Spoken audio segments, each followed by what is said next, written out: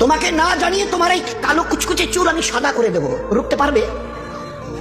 তোমার এই চোখের লাল চাহনি আমি ঝাপসা করে দেবো, ঠেকাতে পারবে? তোমার এই লোহার মতো মজবুত দাঁত 32টা 16 একটা একটা করে ট্রান্সফার করিয়ে দেবো, তোমার কাছে কোনো পারমিশন নেব না, ধরে রাখতে পারবে? এইভাবে আস্তিং বোটানো, মাসেল ফোলানো ধরে রাখতে পারবে তো? এরকম করবে না তো? এইভাবে এরকম হবে না তো?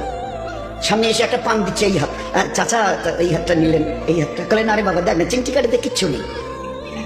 আসমান থেকে আওয়াজ দিচ্ছে, ও হাত তোমার কথা শুনে আমার, এ হাত তোমার কথা শুনে আমার, আমি আর পাওয়াজকে শেষ করে নিয়েছি।